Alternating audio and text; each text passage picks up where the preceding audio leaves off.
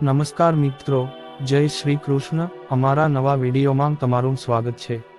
મિત્રો, અહીં આજે અમે તમને જ્ઞાનવાપી મંદિર વિશે વિગતવાર માહિતી આપવાના છીએ. તો મિત્રો, વિડીયોને અંત સુધી જરૂરથી સાંભળજો અને અમારી યુટ્યુબ ચેનલને હજી સુધી સબસ્ક્રાઇબ ન કરી હોય તો તેને સૌપ્રથમ સબસ્ક્રાઇબ કરી દેજો. પુરાણો અનુસાર જ્યારે પૃથ્વી પર ગંગા ન હતી ત્યારે જ્ઞાનવાપી મંદિરની ઉત્પત્તિ થઈ હતી. ત્યારબાદ ભગવાન શિવે પોતાના અભિષેક માટે પાણી કાઢવા માટે પોતાના ત્રિશૂળનો ઉપયોગ કર્યો હતો. અહીં ભગવાન શિવે માતા પાર્વતીને જ્ઞાન આપ્યું હતું. તેથી જ તેનું નામ જ્ઞાનવાપી પડ્યું અને જ્યાંથી પાણી નીકળ્યું તે સ્થાનને જ્ઞાનવાપી કુંડ કહેવામાં આવ્યું. હિન્દુ ધર્મના પુરાણોમાં જ્ઞાનવાપીનો ઉલ્લેખ જોવા મળે છે. વાપી એટલે કૂવો અથવા વાવ. જ્ઞાનવાપીનો સંપૂર્ણ અર્થ જ્ઞાનનું તળાવ છે. કાશીની 6 વાપીઓનો ઉલ્લેખ પુરાણોમાં પણ જોવા મળે છે. પ્રથમ વાપી એ જ્યેષ્ઠ વાપી, જે કાશીપુરામાં હોવાનું કહેવાય છે. તે હવે લુપ્ત થઈ ગયું છે. બીજું વાપી એ જ્ઞાનવાપી, જે કાશી વિશ્વનાથ મંદિરની ઉત્તરે છે. ત્રીજું વાપી એ કરકોટક વાપી, જે નાગકુઆન તરીકે પ્રખ્યાત છે. ચોથું વાપી એ ભદ્રવાપી, જે ભદ્રકૂપ વિસ્તારમાં આવેલું છે.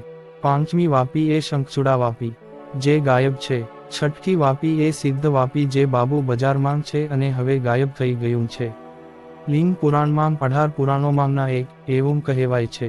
પ્રાચીન વિશ્વેશ્વર મંદિરના દક્ષિણ ભાગમાં આવેલા વાપીનું પાણી પીવાથી જન્મ અને મૃત્યુથી મુક્તિ મળે છે.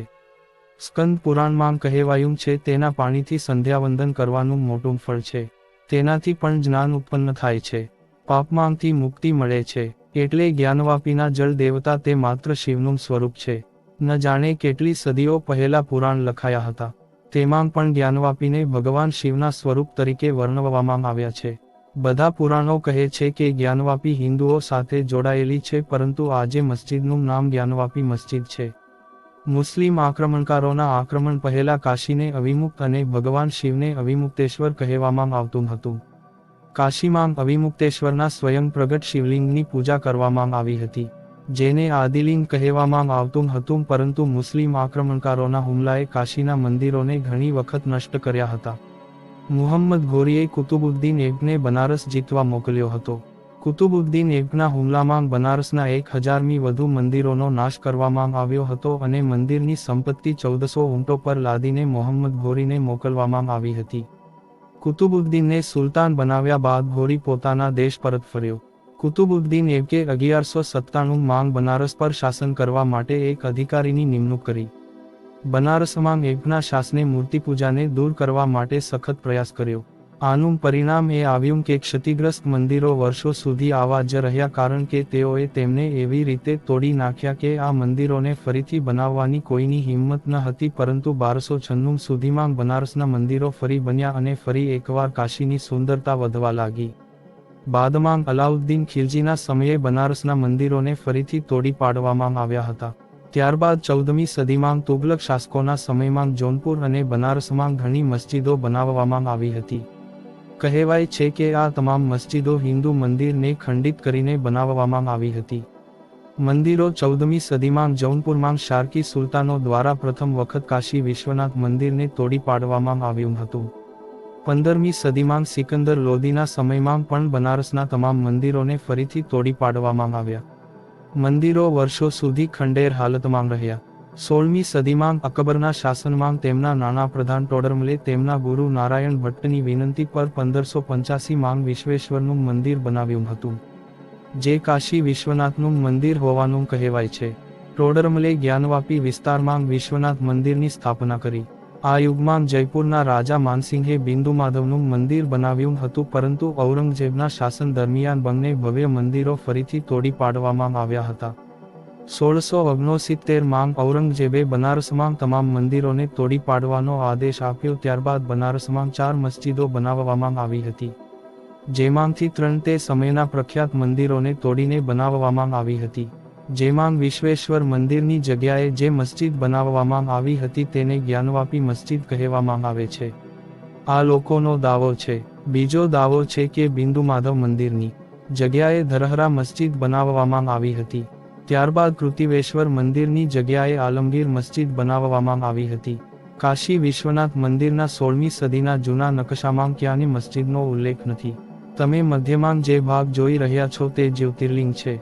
1820-1830 ની વચ્ચે બ્રિટિશ અધિકારી જેમ્સ પ્રિન્સેપ દ્વારા નકશો તૈયાર કરવામાં આવ્યો હતો જેમાં મસ્જિદનો કોઈ ઉલ્લેખ નથી. તેમાં ગમે ત્યાં દરેક જગ્યાએ મંદિરનો ઉલ્લેખ છે અને આ નકશા પ્રમાણે મંદિર પરિસરના ચારે ખૂણામાં તારકેશ્વર, માંકેશ્વર, ગણેશ અને ભૈરવ મંદિરો દેખાય છે. વચ્ચેનો ભાગ ગર્ભગૃહ છે જ્યાં શિવલિંગ સ્થાપિત છે અને તેની બંને બાજુ શિવ મંદિરો પણ દેખાય છે. તમે લાલ કિનારી સાથે જે ભાગ જોઈ રહ્યા છો એવું કહેવાય છે કે આ આજની મસ્જિદની સીમા છે. જૂના નકશામાં શિવલિંગ બતાવવામાં આવી રહ્યું છે. હવે જો તમે આજની તારીખની મુલાકાત લો તો મસ્જિદ પરિસરની અંદર શિવલિંગ દેખાય છે. હવે સવાલ એ થાય છે કે નંદીજી મસ્જિદ તરફ કેમ જોઈ રહ્યા છે જ્યારે તેમની પાછળ કાશી વિશ્વનાથ મંદિર આવેલું છે. નંદીજી હંમેશા શિવલિંગ તરફ જુએ છે. એવો પણ દાવો કરવામાં આવે છે કે જ્યારે ઔરંગઝેબે મંદિરને તોડીને મસ્જિદ બનાવવાનો આદેશ આપ્યો ત્યારે મંદિરના ગર્ભગૃહને મસ્જિદનો મુખ્ય હોલ બનાવવાની યોજના હતી. આ યોજના અનુસાર પશ્ચિમ તરફના નાના મંદિરો અને શૃંગાર મંડપ બંને તોડી પાડવામાં આવ્યા અને પશ્ચિમ તરફના ગર્ભગૃહનો મુખ્ય દરવાજો પસંદ કરવામાં આવ્યો. ઐશ્વર્યા મંડપ અને મુક્તિ મંડપના મુખ્ય દરવાજા બંધ કરી દેવામાં આવ્યા અને મંદિરનો આ ભાગ મસ્જિદની પશ્ચિમી દિવાલ બની ગયો. મંદિરની પશ્ચિમી દિવાલ આવી તૂટેલી હાલતમાં રાખવામાં આવી હતી કારણ કે ઔરંગઝેબ ઈચ્છતો હતો કે હિન્દુ સમાજ આ મંદિરનો કાટમાળ જોવે. જ્યારે મંદિર તોડી પાડવામાં આવ્યું ત્યારે તેનો કાટમાળ પણ ત્યાં જ પડવા દેવામાં આવ્યો હતો. દિવાલો હજુ પણ એ જ છે. જ્ઞાનવાપી કુંડનો ઉલ્લેખ પંચકોશી પરિક્રમામાં પણ છે અને મધ્યકાલીન કાળની જૂની કલાકૃતિઓમાં જ્ઞાનવાપી કુંડને મંદિરના એક ભાગ તરીકે દર્શાવવામાં આવ્યો છે. જ્યાં ભક્તો સંકલ્પ લે છે અને સંકલ્પ પૂર્ણ કર્યા બાદ તેઓ પાછા જ્ઞાનવાપી આવે છે. જ્ઞાનવાપીમાં પંડિતજી ભક્તોના સંકલ્પને મુક્ત કરતાં કહે છે, હે જ્ઞાનવાપીના પીઠાધીશ્વર, હું પંચકોશી પરિક્રમાનો પાઠ કરનાર માનસિક રીતે મારી જાતને સમર્પિત કરું છું. જો હું મારો જીવ ગુમાવીશ તો હું તમારો આશ્રય લઈ શકું. તમામ નકશા પંચકોશી પરિક્રમા, જ્ઞાનવાપીના તમામ ઉલ્લેખો હિન્દુઓ પાસે જોવા મળે છે. કાશીની પંચકોશી પરિક્રમાનું સનાતન ધર્મમાં ઘણું મહત્વ છે. એવું માનવામાં આવે છે કે 25 કૌશના આ વિસ્તારમાં 33 કરોડ દેવી દેવતાઓ વાસ કરે છે. ઔરંગઝેબ દ્વારા મંદિરને તોડી પાડ્યાના 125 વર્ષ પછી તે ઇન્દોરની રાણી અહલ્યાબાઈ દ્વારા ફરીથી બનાવવામાં આવ્યું હતું. 1777 માં મહારાણી અહલ્યાબાઈએ જ્ઞાનવાપીની બાજુમાં વિશ્વનાથ મંદિરનું પુનઃનિર્માણ કર્યું. 1828 ની આસપાસ નેપાળના રાજાએ મંદિરના પરિસરમાં નંદીની સ્થાપના કરી. આ પછી મહારાજા રણજીત સિંહે મંદિરના શિખર પર સોનાનો ઢોળ ચડાવ્યો હતો. આ બધું હાલના કાશી વિશ્વનાથ મંદિર વિશે કહેવામાં આવી રહ્યું છે જે તમે જુઓ છો.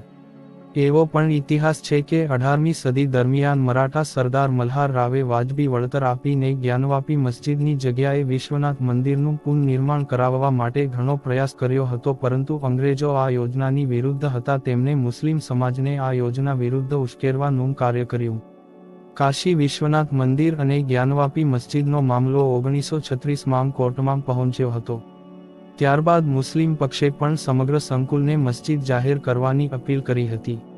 1937 માં વારાણસી જિલ્લા અદાલતે મુસ્લિમ પક્ષની અપીલને ફગાવી દીધી હતી અને કહ્યું હતું કે જ્ઞાનવાપના ઉત્તરમાં ભગવાન વિશ્વનાથનું મંદિર છે કારણ કે બનારસમાં અન્ય કોઈ જ્ઞાનવાપી કૂવો નથી. જે એમ પણ લખ્યું હતું કે ત્યાં માત્ર એક જ વિશ્વનાથ મંદિર છે જે જ્ઞાનવાપી છે, પરિસરની અંદર છે. ઇતિહાસકાર અનંત સદાશિવ અલટેકર 1937 માં બનારસનો ઇતિહાસ પુસ્તક પ્રકાશિત કરે છે. આમાં એવું પણ કહેવામાં આવ્યું છે કે મસ્જિદના થાંભલા પરના સ્તંભો અને કોતરણીને જોતા એવું લાગે છે કે તે 14મી-15મી સદીના છે. પ્રાચીન વિશ્વનાથ મંદિરમાં આવેલ જ્યોતિર્લિંગ 100 ફૂટનું હતું. અર્ઘા પણ 100 ફૂટની હતી. પથ્થરથી ઢંકાયેલા જ્યોતિર્લિંગ પર ગંગાજળ નિયમિતપણે પડતું રહે છે. અહીં શૃંગાર ગૌરીની પૂજા કરવામાં આવે છે. ભોનિરુમ હજુ અકબંધ છે, તે ખોદકામથી સ્પષ્ટ થશે. વિશ્વનાથ મંદિરનો ઉલ્લેખ વારંવાર તોડી પાડવાનો ઉલ્લેખ પણ વિદ્વાન નારાયણ ભટ્ટે તેમના પુસ્તક 43 માં કર્યો છે. આ પુસ્તક 1585 માં સંસ્કૃતમાં લખવામાં આવ્યું હતું. નારાયણ ભટ્ટે તેમના પુસ્તકમાં લખ્યું છે કે જો કોઈ મંદિર તોડી પાડવામાં આવ્યું હોય અને શિવલિંગ દૂર કરવામાં આવ્યું હોય અથવા નષ્ટ કરવામાં આવ્યું હોય તો પણ તે જગ્યા ધાર્મિક દૃષ્ટિએ પૂજનીય છે. જો મંદિરનો નાશ થયો હોય તો ખાલી જગ્યા માંગ પૂજા કરી શકાય. ઇતિહાસકાર ડોક્ટર મોતીચંદે તેમના પુસ્તક કાશીનો ઇતિહાસમાં લખ્યું છે કે વિદ્વાન નારાયણ ભટ્ટનો સમય 1514 1595 સુધીનો હતો અને એવું લાગે છે કે તેમના જીવનના લાંબા સમય સુધી કાશીમાં કોઈ વિશ્વનાથ મંદિર નહોતું. એટલે કે તે સમયગાળામાં મંદિર તોડી પાડવામાં આવ્યું હતું, તે પુનઃનિર્માણ થયું ન હતું અને એવું લાગે છે કે ઔરંગઝેબ પહેલાં વિશ્વનાથના 15મી સદીના મંદિરની જગ્યાએ કોઈ મસ્જિદ બનાવવામાં આવી ન હતી. ડોક્ટર મોતીચંદ એમ પણ કહે છે કે મંદિર તોડવામાં આવ્યું એટલું જ નહીં, જ્ઞાનવાપી મસ્જિદ પણ બનાવી લેવામાં આવી. મસ્જિદ બનવાનારે જૂના મંદિરની પશ્ચિમી દિવાલ તોડી પાડી અને નાના મંદિરોને જમીન પર તોડી નાખ્યા. પશ્ચિમ, ઉત્તરી અને દક્ષિણ દરવાજા હતા, તે પણ બંધ કર્યા. દરવાજાઓ અને ઉપરના શિખરો ઉતારી દેવામાં આવ્યા અને તેની જગ્યાએ ગુંબજ બનાવવામાં આવ્યા. ગર્ભગૃહ મસ્જિદના મુખ્ય હોલમાં ફેરવાઈ ગયું. 4 ખાંભી અને મંડપ સાથે જોડીને 24 ફૂટનો કોરિડોર દૂર કરવામાં આવ્યો હતો. મંદિરનો પૂર્વ ભાગ તોડીને ખુલ્લી જગ્યામાં રૂપાંતરિત કરવામાં આવ્યો હતો. તેમાં હજુ પણ જૂના થાંભલા છે. મંદિરનો પૂર્વ મંડપ જે 125 બાય 35 ફૂટનો હતો તેને લાંબા ચોરસમાં ફેરવવામાં આવ્યો હતો. મિત્રો, અહીં આપેલી તમામ માહિતી ઇન્ટરનેટના સોશિયલ મીડિયાના માધ્યમથી લેવામાં આવેલી હોય છે. મિત્રો, અમારો પ્રયાસ ફક્ત માહિતી આપવાનો જ હોય છે.